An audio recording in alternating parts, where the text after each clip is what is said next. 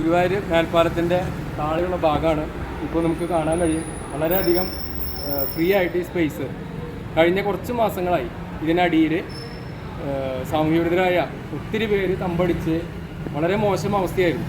ഇതിനരികിലുള്ള കച്ചവടക്കാർക്കൊക്കെ കച്ചവടം ചെയ്യാൻ തീരെ പറ്റാത്ത സാഹചര്യത്തിൽ ഫാമിലി കസ്റ്റമേഴ്സൊക്കെ കടയിലേക്ക് വരുമ്പോൾ ഈ മദ്യപിച്ച് ലക്കേട്ടിരിക്കുന്ന ആൾക്കാർ എന്താ പറയുക അസഭ്യം പറയലും കാര്യങ്ങളൊക്കെ ആയിട്ട് ആളുകൾ തീരെ വന്നിരുന്നില്ല ഈ പ്രദേശത്ത്. ഞങ്ങൾ ഒരുപാട് ഈ വ്യാപാരികൾ ഈ ഭാഗത്തുള്ള ഞങ്ങൾ കച്ചവടക്കാർ പോലീസിലെ SI മുതൽ CI ACP chairman MLA secretary health superintendent പല തലങ്ങളിലും പരാതികൾ ഉന്നയിച്ചിട്ടും ഇവരെ ഒഴിവാക്കുന്നതിനുള്ള നടപടികളൊന്നും ആരും സ്വീകരിച്ചതായി കണ്ടില്ല. എന്നാൽ കഴിഞ്ഞ 9-ാം തീയതി ഒരു അദാലത്തുണ്ടായിരുന്നു. മിനിസ്റ്ററെ നേരിട്ട് കാണാനുള്ള ഒരു അവസരമൊക്കെ ഞങ്ങൾക്ക് ഒരുക്കി തന്നതായിരുന്നു ഗുരുവായൂർ നഗരസഭ.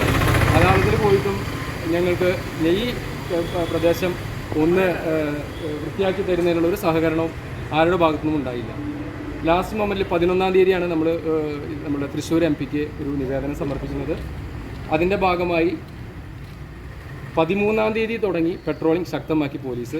എല്ലാ ദിവസങ്ങളിലും രാത്രി ശക്തമായ പെട്രോളിങ്ങിനെ തുടർന്ന് ഇപ്പോൾ ഇവിടെ ഈ ഏരിയ തീരെ സമയവിരുദ്ധമില്ലാത്ത വണ്ണം കാലിയായി. നിങ്ങൾക്കെല്ലാം നോക്കിയാൽ കാണാം, ഗുരുവായൂർ മേൽപ്പാലത്തിൻ്റെ താഴ്വശത്ത് വളരെയധികം ഫ്രീ ആയി കിടക്കുന്നുണ്ട്. കസ്റ്റമേഴ്സിന് എല്ലാവർക്കും വരാവുന്ന വിധത്തിൽ എന്താ പറയുക സാമൂഹിക ശല്യങ്ങളൊന്നുമില്ലാത്ത രീതിയിൽ ഫ്രീ ആയി ഞങ്ങൾക്ക് ഇപ്പോൾ കച്ചവടം ചെയ്യാനും എല്ലാം സൗകര്യമായുള്ള ഒരു സന്ദർഭമാണ് ഒത്തുവന്നിട്ടുള്ളത്.